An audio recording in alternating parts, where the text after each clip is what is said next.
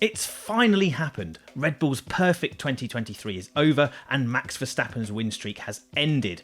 We all thought it would take something extraordinary and dramatic for Red Bull to be defeated, but actually all it took was Red Bull to be really, really bad.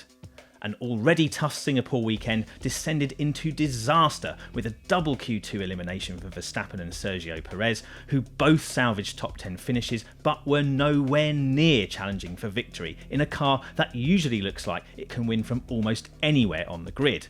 Red Bull already feared this race could be its undoing, but things went even worse than expected. The team arrived at the Marina Bay circuit with some serious concerns based on their pre-event simulations.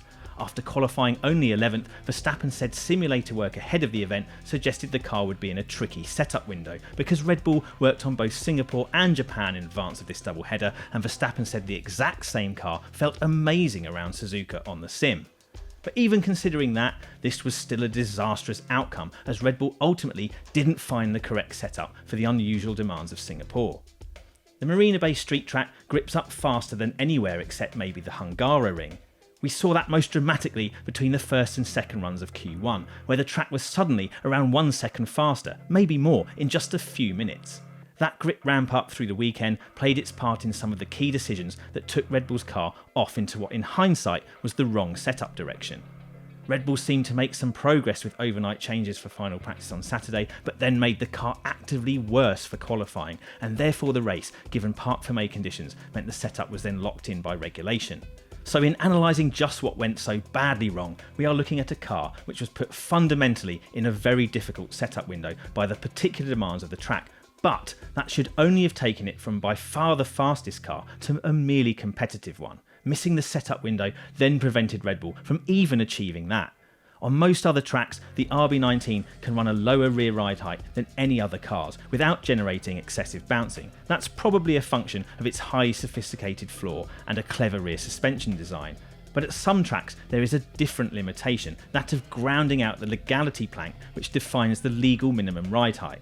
Those other cars which cannot run as low as the Red Bull without triggering bouncing, by which we mean all of them, don't need to be concerned about grounding the plank to an illegal extent because they can't run that low anyway. But Red Bull can.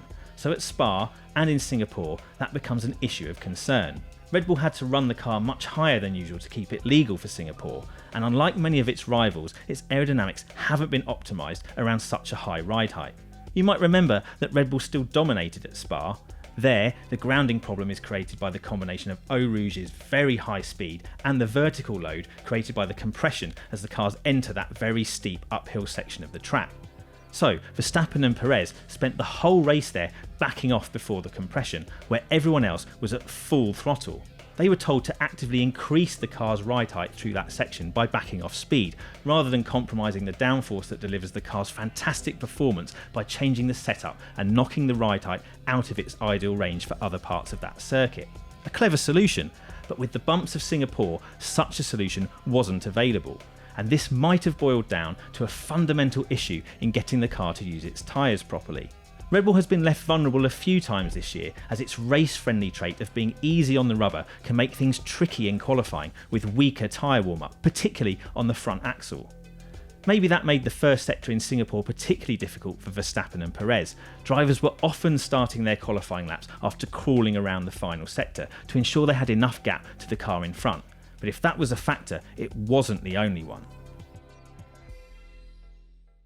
There were further complicating elements for Red Bull in Singapore, but first let's clarify a couple of red herrings.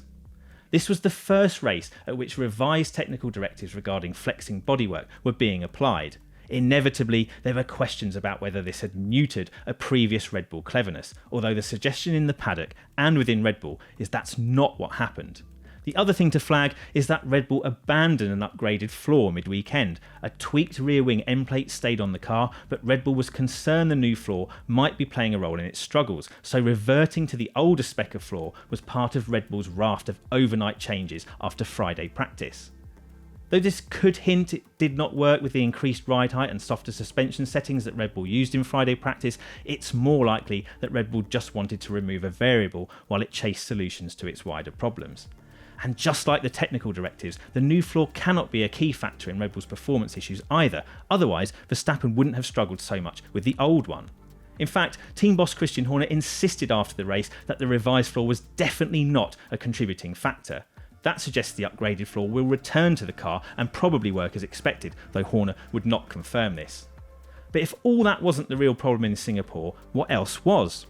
Part of the RB19's usual strength is its relatively soft, long travel rear suspension. It's this which plays a crucial role in allowing the underfloor aero to work so effectively in providing big, consistent downforce as the car's dynamic state changes, making it much less peaky in its downforce delivery than other cars. After sim testing, Red Bull arrived to Singapore with an even softer suspension than usual, at least soft by the super stiff standards of the current ground effect cars.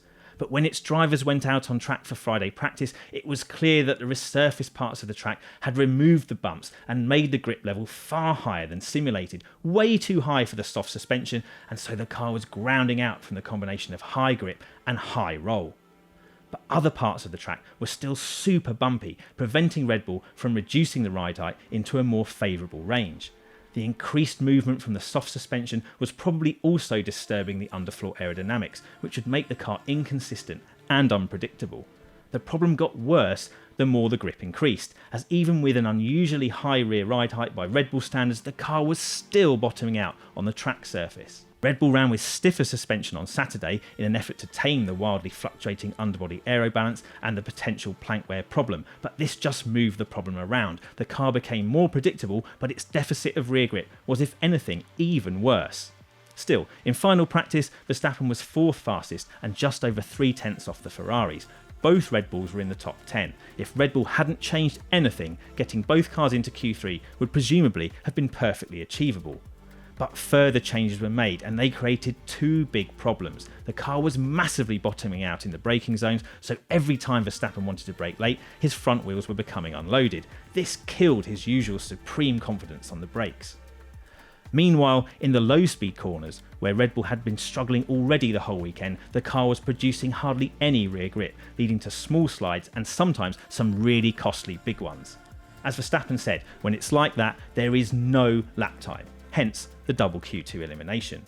The race, which ran at a slower pace owing to higher fuel loads and the need to manage escalating car and tyre temperatures, disguised these problems to an extent, but it still wasn't possible for Verstappen to charge his way through the pack into the leading group.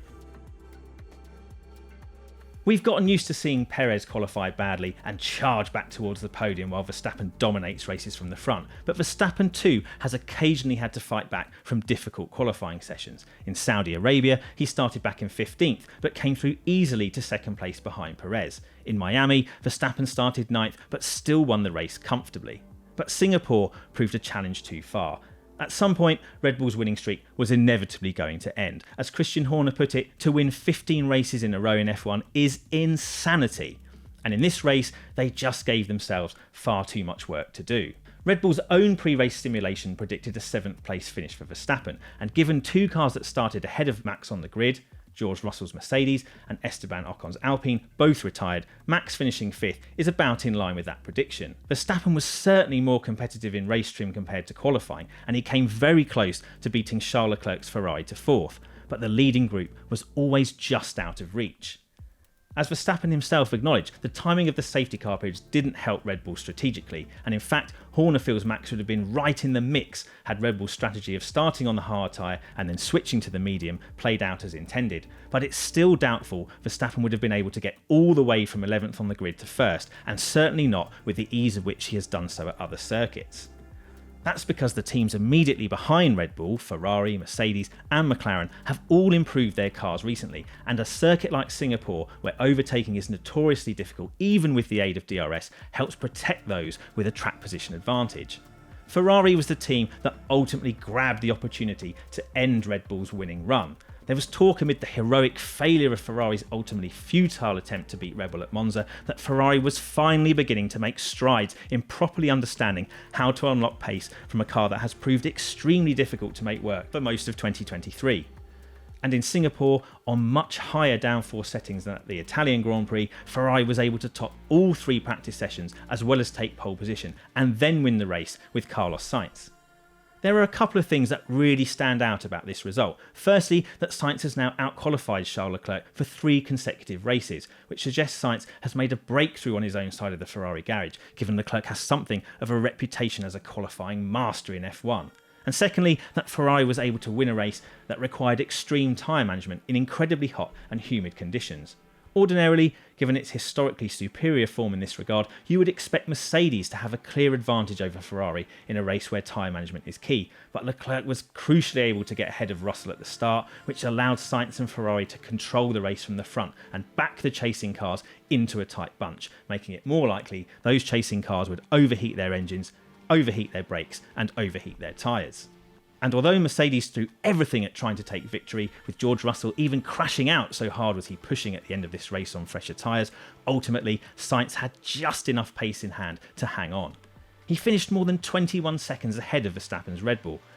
OK, the Fat Max had to pit between 2 safety car periods, extended that gap a bit more than otherwise would have been the case, but we've gotten so used to seeing him dominate race after race by at least 20 seconds or more that it was almost incredible to see fortunes reversed to such an extent. Red Bull's first loss of the season wasn't a close run thing, it was a comprehensive defeat.